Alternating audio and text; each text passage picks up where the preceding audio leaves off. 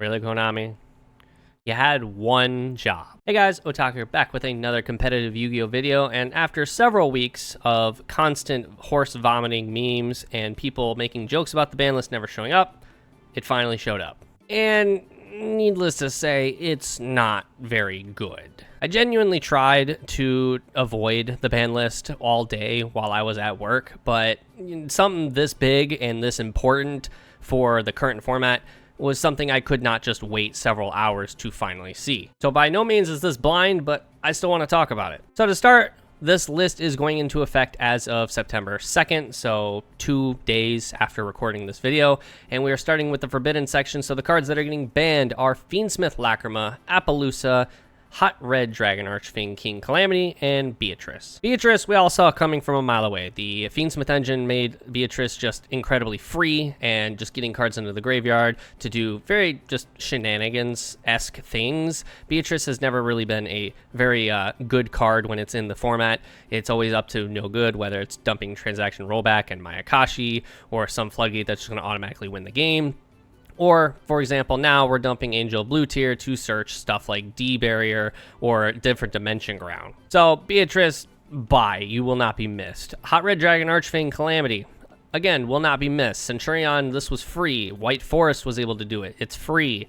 It just wins the game on its own because it's not only just a big body, but it shuts the game off for your opponent. Realistically, Crimson Dragon should have been the one to get banned, but it's getting reprinted to the tins, so Calamity was the next best option. Crimson Dragon's the reason that Calamity can hit the board, so that's why I think Crimson Dragon should have been banned, but again, it's getting reprinted into the tins, so they're not going to ban it. Appaloosa. This is a card that was kind of on all of our radars. Appaloosa, in like a weird way, is like a floodgate at this point in Yu-Gi-Oh! Many decks in modern day Yu-Gi-Oh! Are very capable of making a Link 4 to essentially no cost and then continue to extend past that. Thanks to the Fiendsmith engine, the Fiendsmith cards were able to just turbo Appaloosa as a sort of blanket protection from all other hand traps, because either your opponent was using hand traps to prevent the Fiendsmith engine from popping off, or they were holding it for your main deck like Snake Eyes, and Fiendsmith would then set up a Caesar to prevent Nib or an Appaloosa to prevent Nib and other hand traps from affecting the rest of the deck.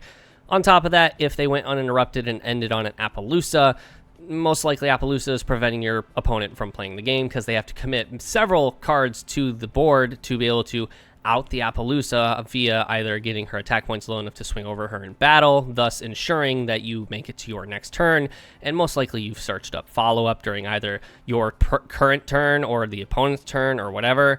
And then Appaloosa just kind of secures that you were going to get another turn. The only real major out to Appaloosa was like Imperm, really. And then the card that really I don't think any of us saw coming, but no one's really mad about this, at least in my personal opinion, is Fiendsmith Lacrima. Fiendsmith Lacrima just does too much. It is way too free.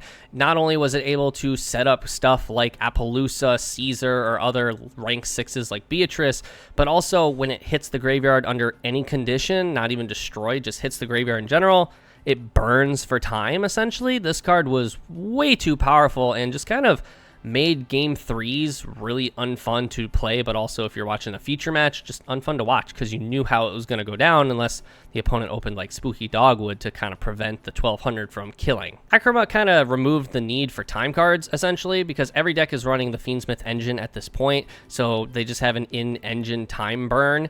Whereas, you know, before Lacrima, we were, for the most part, running a card in the side deck that kind of gave life points or took away life points. With some exceptions, like Runic can get time health, so there are some exceptions. Long story short, these 4 cards will not be missed. Now let's real quick, before we jump on over the limits, talk about what's not on the Forbidden list, and that is Snake Eye Flameburge Dragon, or really just any Snake Eye cards not on the Forbidden list. What we really needed from this list was Snake Eyes of some degree getting just butchered, because as we have seen in the OCG, the limits and semi-limits really aren't doing anything. By far and none, Snake Eye is still one of the best decks in the format, only rivaled by Tenpai, and that is because the Azamina cards just fit so well into the Snake Eye engine that pretty much Fiendsmith Snake Eye Azamina is just dominating the OCG format, again, the only competition being Tenpai. The OCG tried limiting Snake Eye Ash and also semi-limiting Bonfire and then a couple other hits. It didn't do much. All it really did was open up the deck for the Azamina cards. And that is essentially what we are doing here, because Snake Eye Ash and Snake Eye Poplar are now at 1, opening more slots in the main deck. And then, of course, we have Appaloosa, Lacrima, and Beatrice all banned, opening up slots in the extra deck. So now, in October, when Rage of the Abyss comes out, Azamina can fit oh so very perfectly in the Snake Eyes Fiendsmith deck. But let's talk about the rest of the limits before I go more into Snake Eye hate. We have Eva coming back from the Forbidden list, going to 1. This is really just good for Drytron players, but also Bestials are running rampant in the format, so Eva's not even that effective. Gimmick Puppet of Strings and Gimmick Puppet of Dark Strings. This is actually, like, I kind of called this. I called that Dark Strings was going to get hit, and I was pretty much right. The deck can still perform the FTK very well. However, the lines change. This very much restricts the deck to almost like 1 or 2 lines to be able to perform the FTK, and if they get hit with too many hand traps, they might not even be able to perform it at all. But the deck heavily relies on the field spell a lot more now, so that way interruption is not a threat. Branded Fusion is finally at 1. I say finally because it's been like this in the OCG and Master Duel forever, and it is just now getting put to the limit list in the TCG. However, this doesn't do anything. If you've noticed, Sanctifier and Gimmick Puppet Nightmare are still not on the ban list, which means Branded can still Puppet Lock. No problem. And a very good Branded player is also not relying on Branded Fusion. Now, I do understand that Branded Fusion, if you open it as a Branded player, is just night and day difference on what your end board can just commit, because it is ripping a Ash Blossom just straight from your opponent's hand if they have it. But also, Branded players can just very well play without Branded Fusion. Like, you can set up pretty strong and just equivalent end boards without Branded Fusion, but it, you know, it does help. Opening the Spirit Gates, that's just a small Yubel hit, small consistency hit. Obviously, Phantom of Yubel was not going to get hit, because why would it? It's a secret rare and the only real value card out of Terminal Revenge, but I mean, they hit Lacrima, which is a common, I guess. Pot of Prosperity, this is good. This is a hit to so many different decks. Pot of Prosperity was just free, looking at the top 6 cards of your deck for essentially nothing. Pot of Prosperity was, in a sense, a board breaker and a consistency card all at the same time, because depending on what deck you're playing it in, it's letting you search for your board breakers, or it's letting you search for the potential to pop off. Sengen Summoning is a hit to Tempai. This is the field spell that makes them just untouchable, essentially, in their main phase for the most part. Very, very good hit. I'm very happy to see this. And then with Pot of Prosperity at 1 as well, that is 4 extra slots in Tempai, but it is also 4 less chances for them to open the field spell that they will either have to search off of Pydra to hopefully be uncontested, but also just opens the door for them to be a little more interruptible. The grass looks greener, coming back from the band to 1. This is cool, I guess. 60 card pile decks now have the ability to be good again. The thing is like, out of those 60 cards, you get 1 grass, but I mean, if you open it, it pays off. It's an automatic thing that you have to ash, or your opponent might just get full advantage. And Skill Drain, we all saw it coming. I wish this card was getting banned, but limited is also fine. It's 2 less chances to see it in the opening hand, but Skill Drain was too powerful. Snake Eyes could out it on their own turn. The White Forest cards could out it on their own turn, so it basically made it so you could shut off your opponent's turn, so that way they couldn't play on your pre-established board, and then you shut it off on your turn, so that way you can just win the game.